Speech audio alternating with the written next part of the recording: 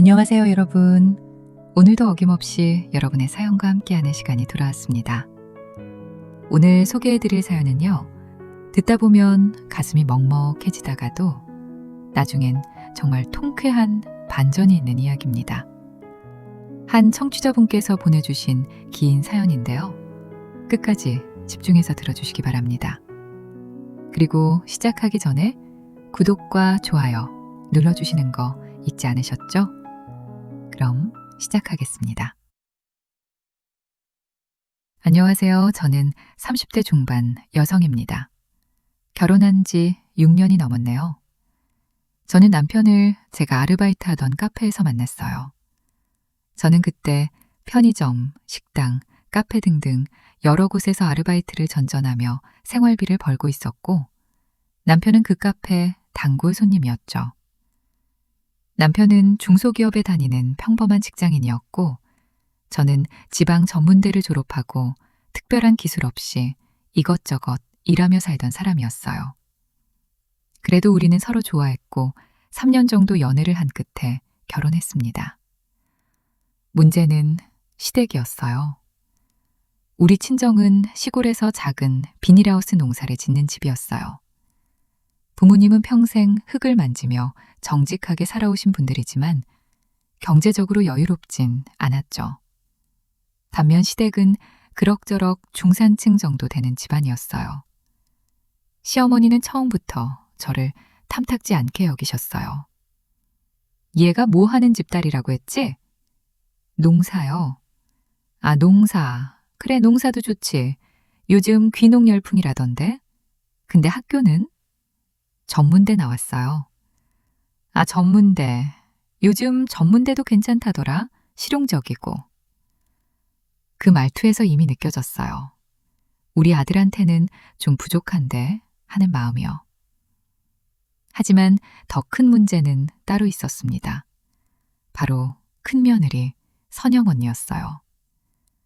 선영 언니는 저보다 3년 먼저 시집을 온 큰며느리였어요.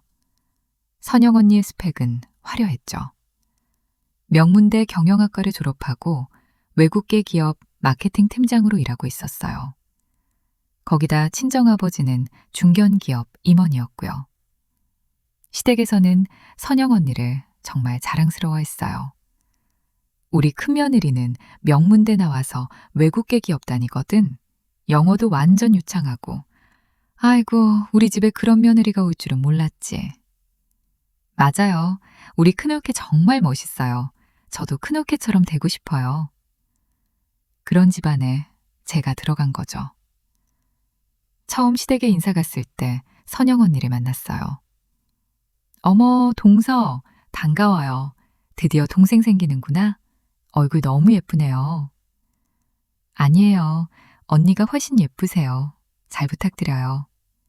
저도요. 처음엔 시댁이 낯설었는데 적응하다 보면 괜찮아질 거예요. 저처럼요. 겉으론 친절하게 대했지만 뭔가 미묘한 느낌이 있었어요. 선영 언니가 제 옷차림을 훑어보는 시선이 느껴졌거든요. 저는 그날 제일 좋은 옷을 입고 갔는데도 선영 언니 옆에 서니 초라해 보였어요. 선영 언니는 명품 가방에 명품 구두, 세련된 정장 차림이었고, 저는 동대문에서 산 원피스에 브랜드 없는 가방이었으니까요. 아, 동서는 소박하게 사는 스타일이구나. 좋아요. 요즘 미니멀 라이프 유행이잖아요. 저도 배워야 하는데. 미니멀 라이프라 그냥 돈이 없어서 못 사는 건데 그걸 그렇게 포장하는 게 기분이 묘했어요. 결혼 후 첫 명절이 다가왔어요. 저는 새벽 5시부터 시댁에 나가서 명절 음식 준비를 도왔어요. 전도 부치고 나물도 무치고 설거지도 하고요. 얘야, 고생 많다. 큰며느리는 회사 일이 바빠서 늦게 온다고 하니까 네가 좀 더 해야겠다. 네, 어머니, 괜찮아요. 큰올케는 외국계 기업 다니니까 명절에도 바쁘대요. 대단하죠? 네, 대단하네요. 그렇게 저 혼자서 거의 모든 준비를 다 했어요. 온몸이 땀으로 범벅이 되고 손은 기름으로 미끌미끌해졌죠. 그리고 오후 3시쯤 선영 언니가 나타났어요. 어머님, 죄송해요. 회사에서 긴급 미팅이 있어서 늦었어요. 어머, 동서, 고생 많았네요. 제가 너무 늦게 와서 미안해요. 제가 도와줄게요.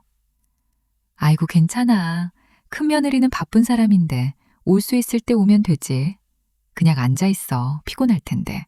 둘째가 거의 다 했어. 그래도 동서, 정말 고생했어요. 선영 언니는 그렇게 말하고는 실제로는 아무것도 안 했어요. 잠깐 설거지하는 척하다가 금방 나가버렸죠. 그런데 선영 언니가 가져온 선물은 화려했어요. 어머님, 이거 백화점 VIP 라운지에서 예약 구매한 건데요. 한정판이라 일반인은 못 사는 거예요. 어머님 피부톤이랑 딱 맞을 것 같아서 골랐어요. 어머, 이게 얼마짜리야? 아이고, 비싼 거 사오지 말라고 했잖아. 에이, 뭐 이 정도야. 어머님 드리고 싶어서요. 저는 그 옆에서 5만 원짜리 과일 세트를 내밀었어요. 어머니, 이건 제가 준비한 선물이에요. 아, 그래, 고마워. 어디 저기 놔둬. 받는 태도부터가 달랐어요. 그렇게 몇 년이 흘렀어요. 명절 때마다 똑같은 패턴이 반복됐어요. 저는 새벽부터 나가서 고생하고 선영 언니는 회사 일이 바빠서 늦게 오거나 아예 안 오기도 했죠. 그리고 올 때마다 비싼 선물을 들고 와서 시댁 식구들의 환심을 샀어요. 어머님, 이번에 제가 출장 갔다 온 김에 명품 매장에서 이거 샀어요. 요즘 완전 핫한 거래요. 어머, 큰며느리는 정말 너무 잘해줘서 내가 미안할 지경이야. 단면 저는 항상 소박한 선물만 드릴 수 있었고 시어머니의 반응도 시큰둥했어요. 그런데 선영 언니의 모시는 점점 더 노골적으로 변해갔어요. 동서는 전문대 나왔다며? 요즘 전문대도 괜찮다더라. 실용적이고. 4년제 나온 사람들보다 오히려 현장 감각이 있다던데? 네, 그런가 봐요. 아, 친정이 농사 지으시는구나. 건강하시겠다. 몸 쓰는 일이 좋긴 하지. 요즘 사람들은 너무 책상에만 앉아 있잖아. 네. 동서 남편은 중소기업 다니지? 요즘 중소기업도 복지 좋아졌다며? 대기업만큼은 아니겠지만. 매번 이런 식이었어요. 겉으론 격려하는 것처럼 말하지만 속으론 무시하는 거죠. 너는 나보다 못해. 너네 집안도, 너네 학벌도, 너네 남편 직장도 다 나보다 못해. 그 메시지가 너무 선명하게 느껴졌어요. 시댁 모임이 있을 때마다 선영 언니는 자기 자랑을 늘어놓았어요. 저번 주에 우리 회사 CEO랑 미팅했는데 제 아이디어를 정말 좋아하시더라고요. 다음 프로젝트는 제가 리드하게 됐어요. 어머, 우리 큰며느리 정말 대단하다. 우리 집안에 이런 인재가 있다니. 그리고 이번에 친정아버지가 골프 회원권 하나 더 사셨는데 아버님도 모시고 가려고요. 아버님, 골프 치세요? 아, 나야 가끔 치지. 그럼 다음 주에 같이 가요. 제 아버지랑 아버님이랑 친해지시면 좋을 것 같아요. 오, 그거 좋은데? 이렇게 선영 언니는 시댁 식구들과의 관계를 계속 돈독히 만들어갔어요. 반면 저는 그냥 명절 때 고생하는 머슴 같은 존재였죠. 그러던 어느 날 시어머니가 갑상선 수술을 하게 됐어요. 얘야, 내가 다음 주에 수술하는데 병원에 좀 같이 가줄래? 이틀 정도만 옆에서 도와주면 돼. 네, 어머니, 제가 갈게요. 근데 선영 언니는요? 큰며느리는 회사 일이 바빠서 못 온대. 큰 프로젝트 진행 중이라고. 아, 네. 그럼 제가 갈게요. 사실 저도 그때 아이가 감기, 몸살이 심해서 병원에 다녀온 참이었어요. 아이를 친정엄마한테 맡기고 시어머니 병원에 가야 했죠. 이틀 동안 병원에서 간호하는 게 정말 힘들었어요. 시어머니는 원래 예민하신 분인데 아프시니까 더 까다로워지셨거든요. 물 좀 가져와. 네, 어머니. 아니, 찬물 말고 미지근한 물. 네. 침대 좀 올려줘. 네. 아니, 너무 올라갔어. 조금만 내려줘. 네. 그렇게 이틀을 고생하고 집에 돌아왔어요. 그런데 며칠 후 우연히 선영 언니의 SNS를 보게 됐어요. 제 친구가 선영 언니와 공통 지인이 있어서 피드에 떴는데 거기엔 선영 언니가 친구들과 고급 레스토랑에서 와인 파티를 하는 사진이 올라와 있었어요. 업로드 날짜를 보니 바로 제가 시어머니 병원 간호를 하던 그날 밤이었어요. 사진 설명에는 이렇게 써 있었어요. 역시 금요일 밤은 와인과 함께. 오랜만에 만난 언니들과 힐링 타임. 금요일 밤 와인 파티 힐링. 저는 순간 머리가 하얘졌어요. 중요한 프로젝트는 거짓말이었던 거예요. 그냥 친구들과 놀러 다닌 거였죠. 다음 가족 모임에서 저는 조심스럽게 이야기를 꺼냈어요. 언니, 저번에 어머니 수술하실 때 정말 회사 일이 바빴던 거 맞아요? 응? 왜? 그냥 SNS에서 봤는데 그날 친구분들이랑 레스토랑에 계시던데? 순간 선영 언니의 얼굴이 굳어졌어요. 동서가 지금 나를 감시했다는 거야? 아니, 그게 아니라 내 SNS를 왜 봐?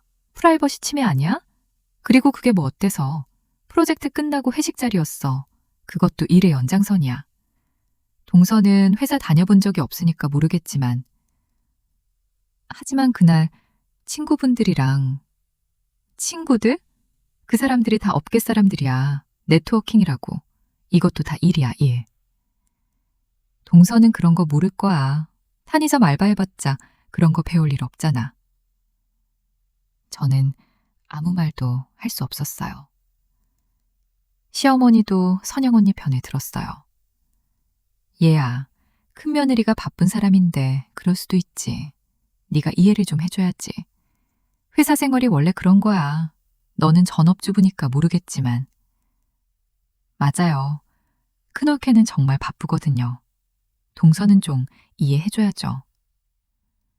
결국 제가 오해한 것처럼 됐어요.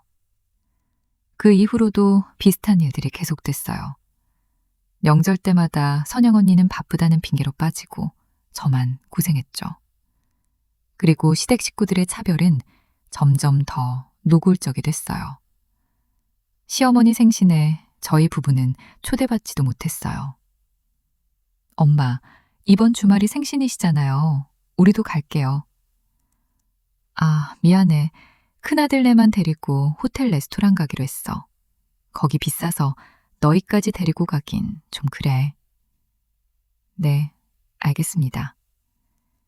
전화를 끄는 남편의 표정이 참 씁쓸해 보였어요. 미안해. 우리 엄마가 좀... 괜찮아. 어차피 예상했어. 하지만 괜찮지 않았어요. 정말 속상했어요. 명절 용돈도 차별이 있었어요.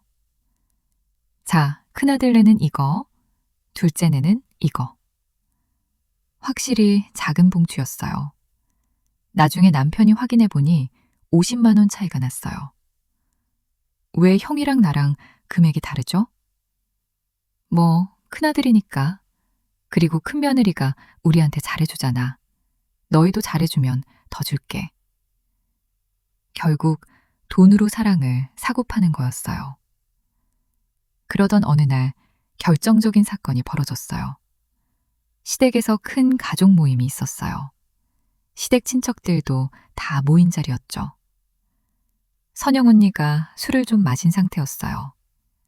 큰며느리는 정말 잘났어. 명문대, 외국계 기업에. 우리 집안에 그런 며느리가 오다니. 에이, 뭐 별거 아니에요. 둘째 며느리는 뭐 하는 집 딸이라고 했지? 농사 짓는 집이야. 아, 농사. 그래, 그것도 좋지. 그 말투에서 무시가 느껴졌어요. 그때 선영 언니가 한마디 더 했어요. 솔직히 동서랑 나랑 같은 며느리라고 생각하지 마요.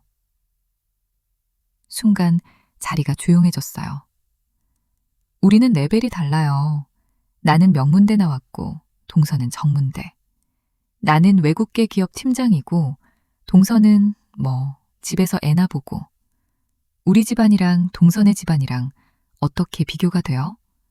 흙 파는 집안이랑 임원 집안이. 언니. 그리고 솔직히 우리 남편들 연봉 차이가 얼만 줄 알아요? 내 남편은 대기업 과장이고 동서 남편은 중소기업 평사원. 2배 차이 나요, 2배. 언니, 그만해요. 왜? 사실을 말하는 건데? 솔직히 우리 시댁도 좀 둘째 며느리는 왜 그렇게 데려왔는지. 집안 망신이야. 집안 망신.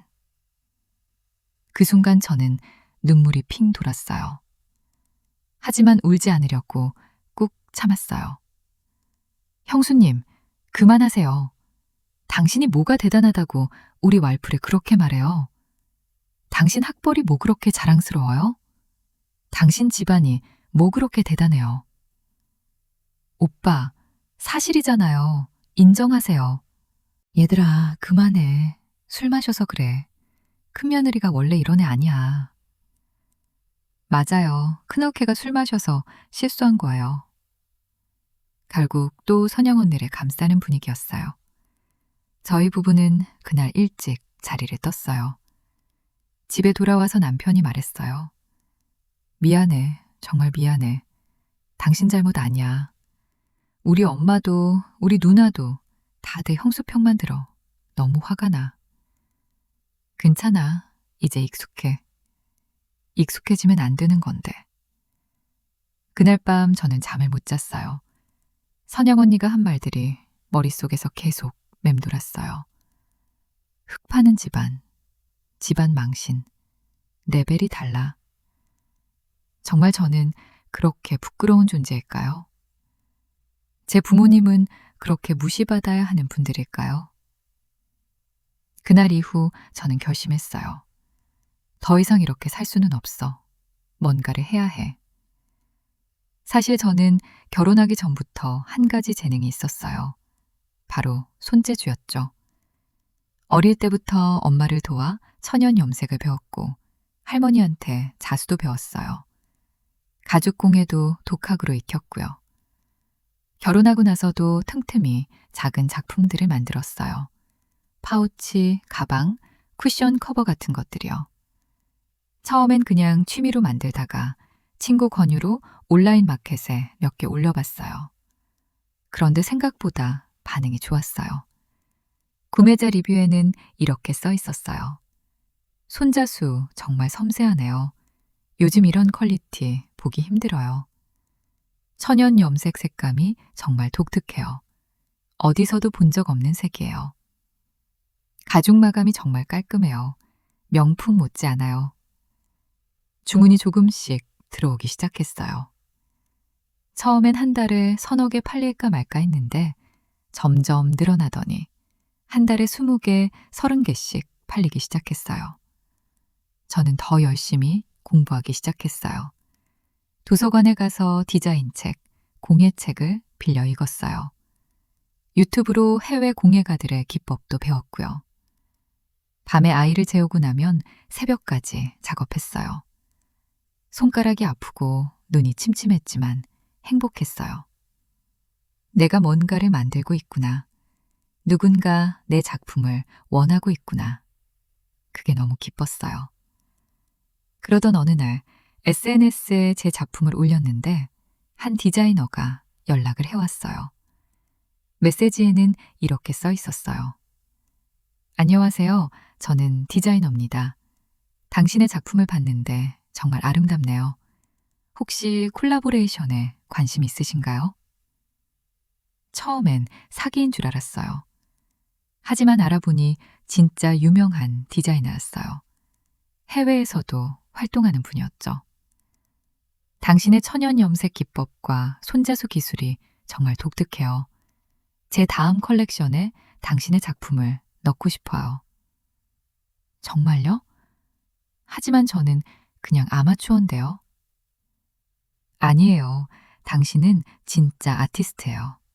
이런 섬세함은 타고나는 거예요. 그렇게 콜라보레이션이 시작됐어요. 디자이너의 컬렉션에 제 작품이 들어갔고, 그게 해외 패션쇼에서 소개됐어요. 그리고 그때부터 모든 게 달라지기 시작했어요. 해외 바이어들이 연락을 해오기 시작했어요. 당신의 작품을 우리 편집샵에서 판매하고 싶습니다. 파리 매장에 입점시키고 싶은데 가능한가요? 뉴욕 팝업 스토어를 열 계획인데 참여하실 수 있나요? 저는 믿을 수가 없었어요. 내가? 정말 내가? 하지만 이건 현실이었어요. 주문이 폭주하기 시작했고 저 혼자서는 감당이 안 될 정도가 됐어요. 그래서 작은 공방을 얻었어요. 그리고 직원 2명을 고용했어요. 제 브랜드 이름은 흑빛, 영어로 어스톤이었어요. 제 뿌리를 잊지 않기 위해 지은 이름이었죠. 사업은 점점 커져갔어요. 한국 유명 편집샵에도 입점했고 백화점에서도 연락이 왔어요. 흑빛 브랜드 대표님이시죠? 저희 백화점에서 팝업 스토어를 열어보시는 게 어떨까요? 정말요? 백화점에서요? 네, 요즘 정말 핫한 브랜드잖아요. 특히 해외에서도 인정받으셨다고 들었는데 한국에서도 본격적으로 알리실 때가 된 것 같아요. 그렇게 서울 중심가에 있는 유명 백화점에서 팝업 스토어를 열게 됐어요. 하지만 저는 시댁에 이 사실을 말하지 않았어요. 어차피 말해도 믿지 않을 거야. 또 무시당할 거야. 그냥 조용히 제 일을 할 생각이었어요. 팝업 스토어 오픈 당일이었어요. 백화점 프리미엄층에 마련된 공간은 정말 아름다웠어요. 제 작품들이 하나하나 전시돼 있었고 조명을 받아 반짝이고 있었죠. 흑빛 브랜드 대표님, 인터뷰 부탁드립니다. 네, 감사합니다. 천연 염색과 전통 자수 기법을 현대적으로 재해석하셨다고 들었는데 어떻게 이런 아이디어를 얻으셨나요? 제 부모님이 농사를 지으시거든요. 어릴 때부터 흙과 자연을 보며 자랐고 어머니한테 천연 염색을 배웠어요. 할머니한테는 자수를 배웠고요. 그게 제 뿌리이고 제 정체성이에요. 정말 아름다운 이야기네요. 앞으로의 계획은 어떻게 되시나요? 해외 시장도 더 확장하고 한국의 전통 기법을 세계에 알리고 싶어요. 인터뷰를 하고 있는데 누군가 저를 보고 있는 느낌이 들었어요. 고개를 돌리니 선영 언니가 거기 서 있었어요. 선영 언니는 쇼핑백을 들고 서 있었어요. 아마 백화점에 쇼핑하러 왔다가 우연히 저를 본 것 같았어요. 선영 언니의 얼굴에는 믿을 수 없다는 표정이 가득했어요. 동서? 기자가 가고 잠시 한가해진 틈에 선영 언니가 다가왔어요. 이게 다 뭐야? 이게 동서 거라고? 네, 제가 하는 일이에요. 언제부터 이런 일을 한 거야? 결혼하고 나서 쭉이요. 말씀 안 드렸죠? 어차피 말해도 무시당할 것 같아서요. 무슨 소리야. 내가 언제? 언니, 이제 와서 발뺌하지 마세요. 언니가 저를 어떻게 대했는지 다 알아요. 흙 파는 집안이라고 했죠? 집안 망신이라고 했죠? 레벨이 다르다고 했죠? 선영 언니는 아무 말도 못했어요. 그때 백화점 담당자가 다가왔어요. 대표님, 바이어분들 오셨어요. 인사하러 가시죠? 네, 알겠습니다. 저는 선영 언니를 두고 자리를 떴어요. 그날 저녁 남편에게 전화가 왔어요. 여보, 우리 형수가 백화점에서 너 봤다는데 그게 진짜야? 진짜야. 왜 나한테 말 안 했어? 미안해. 그냥 성공하고 나서 말하려고 했어. 실패하면 부끄러울 것 같아서. 바보야. 성공하든 실패하든 나는 네 편인데. 근데 정말 대단하다. 내 와이프 정말 대단해. 그날 밤 남편이 너무 자랑스럽다며 울었어요. 며칠 후 제 브랜드가 패션 잡지에 실렸어요. 기사 제목은 이랬어요. 떠오르는 한국 공예 아티스트, 전통과 현대의 조화. 기사 내용에는 이렇게 써 있었어요. 흑빛 브랜드 대표는 시골 농가에서 자라며 자연스럽게 천연 염색과 자수를 배웠다. 그녀의 작품은 한국의 전통미를 현대적으로 재해석하여 해외에서도 큰 사랑을 받고 있다. 그 잡지를 시어머니가 보셨대요. 얘야, 이게 정말 네 이야기야? 네, 어머니. 왜, 왜 진작 말을 안 했니? 우리가 알았으면. 말씀드렸어도 믿으셨을까요? 전문대 나온 농사꾼 딸이 뭘 하겠냐고 생각하셨잖아요. 그게 아니라. 괜찮아요, 어머니. 이제는 상관없어요. 다음 주말 시댁에 모임이 있었어요. 저는 처음으로 당당하게 시댁에 갔어요. 오, 우리 둘째 며느리 잡지에서 봤다. 대단하더라. 동서, 진짜 대박이에요. 제 친구들이 다 동서 브랜드 알아요. 얘야, 그동안 고생 많았구나. 우리가 몰라봐서 미안해. 분위기가 완전히 달라져 있었어요. 그런데 선영 언니는 구석에 조용히 앉아 있었어요. 저는 선영 언니에게 다가갔어요. 언니, 응? 언니, 제가 한 가지 말씀드리고 싶은 게 있어요. 뭔데? 저는 제가 가난한 집에서 태어난 걸 부끄러워하지 않아요. 부모님이 흙을 만지며 정직하게 살아오신 걸 자랑스럽게 생각해요. 그분들이 저에게 끈기와 성실함을 가르쳐 주셨고, 그게 제 자산이 됐어요. 언니는 명문대 나오고 좋은 회사 다니는 게 전부인 줄 아셨죠? 그것만이 가치 있는 거라고 생각하셨고요.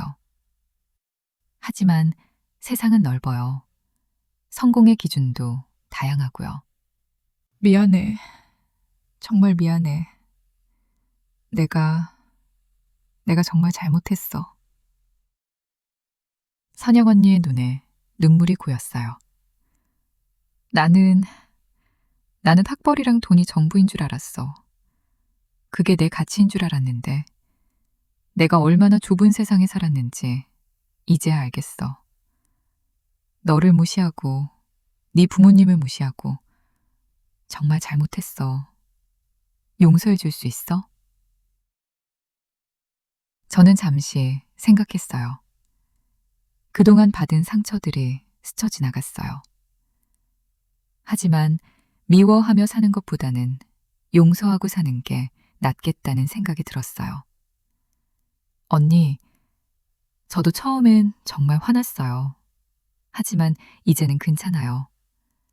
사람은 겉으로 보이는 게 다가 아니에요. 저도 그걸 배웠고, 언니도 이제 아시잖아요. 고마워. 정말 고마워. 그 후 몇 달이 지났어요. 사실 선영 언니에게도 어려운 일이 생겼어요. 다니던 회사에서 구조조정이 있었고 선영 언니의 팀이 축소됐어요. 해외 발령을 제안받았지만 가족 문제로 거절했고 결국 퇴사하게 됐죠. 재취업도 쉽지 않았대요. 나이도 있고 시장 상황도 좋지 않고. 선영 언니는 한동안 시댁 모임에도 잘 안 나왔어요. 자존심이 상했던 거죠. 그런데 어느 날 선영 언니가 저한테 전화를 했어요. 동서, 나 너한테 부탁이 하나 있어. 무슨 부탁이요? 내가 지금 재취업 준비 중인데 혹시 네 회사에서 마케팅 일 좀 도와줄 수 있을까? 급여는 많이 안 바라고 그냥 일 경험이라도 쌓고 싶어서. 저는 놀랐어요. 그렇게 자존심 센 선영 언니가 저한테 이런 부탁을 하다니. 언니, 정말요? 응, 부끄럽지만 내가 너한테 그렇게 못되게 굴었는데 이런 부탁을 해도 되나 싶지만. 좋아요. 언니 마케팅 경력 정말 좋잖아요. 저도 그 분야는 약하거든요.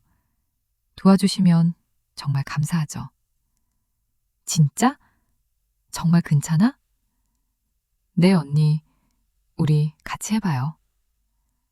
그렇게 선영 언니는 제 회사에서 프리랜서로 마케팅 일을 도와주기 시작했어요. 처음엔 어색했지만 점점 가까워졌어요. 선영 언니는 정말 마케팅을 잘했어요. 제 브랜드를 더 널리 알리는데 큰 도움을 줬죠. 동서, 이번 시즌 컨셉은 어머니의 손길로 가는 게 어때? 너의 뿌리를 더 강조하는 거지. 좋은데요? 그럼 우리 엄마 염색하시는 모습도 영상에 넣을까요? 완전 좋지. 그게 진짜 스토리가 되는 거야. 그렇게 저희는 협업하기 시작했어요. 그리고 명절 때도 산영 언니가 다 나섰어요. 동서, 내가 일찍 와서 같이 준비할게. 혼자 하면 힘들잖아. 언니, 괜찮아요. 아니야. 내가 그동안 너무 안 도와줬어. 이제부터라도 제대로 할게. 실제로 선영 언니는 새벽부터 나와서 저랑 같이 음식을 준비했어요. 시어머니도 놀라워하셨죠. 어머, 큰며느리가 일찍 왔네. 웬일이야? 어머니, 그동안 제가 너무 안 도와드렸죠? 이제부터 제대로 할게요. 1년 후, 제 브랜드는 더욱 성장했어요. 서울에 정식 매장도 열었고 해외 3개국에도 진출했어요. 매출도 엄청나게 늘었고 직원도 10명으로 늘었어요. 그리고 한국 공예대상을 받게 됐어요. 시상식 날 시댁 식구들이 모두 와주셨어요. 우리 며느리 자랑스럽다. 정말 대단해. 얘야, 그동안 우리가 너를 몰라봐서 정말 미안했어. 용서해줘. 괜찮아요, 어머니. 이제는 다 지난 일이에요. 시상식이 끝나고 기자들이 인터뷰를 요청했어요. 대표님, 성공의 비결이 뭐라고 생각하세요? 제 뿌리를 잊지 않은 거요. 저는 시골 농가에서 살았고 부모님은 평생 흙을 만지며 사셨어요. 어떤 사람들은 그걸 부끄럽게 생각할 수도 있겠지만 저는 그게 제 가장 큰 자산이라고 생각해요. 정말 아름다운 말씀이네요. 그리고 한 가지 더 말씀드리고 싶은 게 있어요. 사람을 겉모습으로 판단하지 마세요. 학벌, 집안, 직업, 그런 것들이 사람의 전부가 아니에요. 진짜 중요한 건 그 사람이 얼마나 성실하게 살아가는지, 얼마나 진심을 다하는지예요. 그날 밤 집에 돌아와서 남편이 말했어요. 여보, 자랑스러워. 정말 자랑스러워. 고마워. 당신이 옆에서 응원해줘서 여기까지 올 수 있었어. 아니야, 다 네 실력이야. 나는 그냥 옆에 있었을 뿐이야. 그래도 고마워. 우리는 서로를 꼭 안았어요. 다음 날 선영 언니가 문자를 보냈어요. 문자에는 이렇게 써 있었어요. 동서, 어제 시상식 정말 멋있었어. 네 말 듣고 많이 반성했어. 나도 이제 사람을 겉으로만 보지 않으려고 노력할게. 그리고 정말 고마워. 나한테 기회를 줘서. 저는 답장을 보냈어요. 언니, 고마워요. 우리 앞으로도 잘 지내요. 이제는 진짜 가족이니까. 지금은 2년이 더 지났어요. 제 브랜드 흑빛은 이제 한국을 대표하는 공예 브랜드가 됐어요. 해외 유명 셀럽들도 제 작품을 애용하고 명품 브랜드에서 콜라보 제의도 들어왔어요. 선영 언니는 제 회사의 정식 마케팅 이사가 됐어요. 정말 일을 잘해요. 그리고 우리는 이제 진짜 자매처럼 지내요. 동서, 이번 시즌 신제품 라인 정말 예쁘다. 이거 대박 날 것 같아. 언니 덕분이에요. 언니가 마케팅 전략 잘 짜줘서. 뭐, 우리 팀워크지. 명절 때도 이제 우리 둘이 같이 준비해요. 동서, 저는 내가 붙일게. 너는 나물 묻혀. 오케이. 얘들아, 너무 무리하지 마. 조금씩만 해. 괜찮아요. 시댁 분위기도 완전히 달라졌어요. 이제는 저를 정말 가족으로 대해주세요. 얼마 전에는 부모님을 모시고 해외여행을 다녀왔어요. 파리에 있는 제 작품 전시회에 부모님을 초대한 거죠. 딸아, 이게 다 네가 만든 거야? 네, 아빠. 아빠랑 엄마가 가르쳐 주신 거예요. 엄마한테 배운 천연 염색, 할머니한테 배운 자수. 그게 다 여기 있어요. 얘야, 엄마는 그냥 흙이나 만지는 사람인데. 엄마, 그 흙이 저를 만들었어요. 엄마의 손이 저를 여기까지 오게 했어요. 부끄러워하지 마세요. 자랑스러워하세요. 어머니가 우셨어요. 우리 딸 정말 잘 컸구나. 지난주에는 한 대학에서 강연 요청이 왔어요.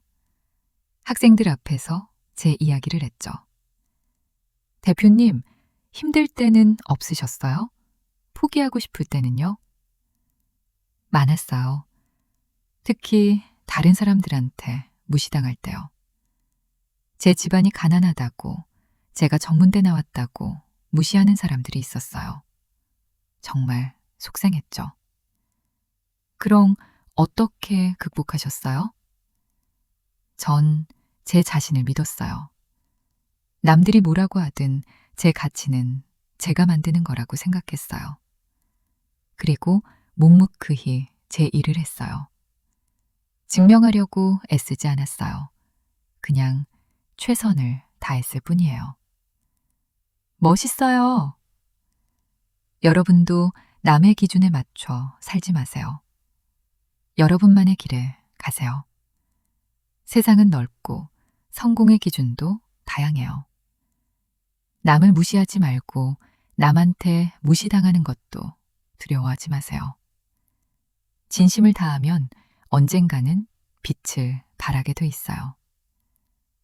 강연이 끝나고 많은 학생들이 다가와서 악수를 청했어요. 대표님, 용기 얻었어요. 저도 제 길을 가볼게요. 응원할게요. 힘내세요. 집에 돌아와서 남편과 아이와 함께 저녁을 먹었어요. 엄마는 정말 멋있어. 고마워, 우리 딸. 여보, 행복해? 정말 행복해. 그리고 저는 생각했어요. 그때 포기하지 않길 정말 잘했어. 무시당해도 힘들어도 제 길을 갔기에 정말 잘했어. 네, 여러분, 오늘의 사연 어떠셨나요? 참 많은 생각을 하게 만드는 사연이었습니다. 겉으로 보이는 것만으로 사람을 판단하면 안 된다는 것. 그리고 진짜 실력은 조용히 쌓인다는 것을 다시 한번 느끼게 되네요. 학벌이 뭐가 대수입니까? 집안이 뭐가 대수입니까? 진짜 중요한 건 그 사람이 얼마나 성실하게 살아가는지, 얼마나 진심을 다하는지예요. 그리고 무엇보다 자기 뿌리를 부끄러워하지 않는 것. 그게 진짜 자존감이고 진짜 자랑이라는 걸 오늘 사연을 통해 배웁니다. 사연을 보내주신 분께 감사드리며 오늘도 들어주셔서 감사합니다. 여러분 모두 자신의 길을 당당하게 걸어가시길 바랍니다. 그럼 여러분 모두 행복한 하루 보내세요.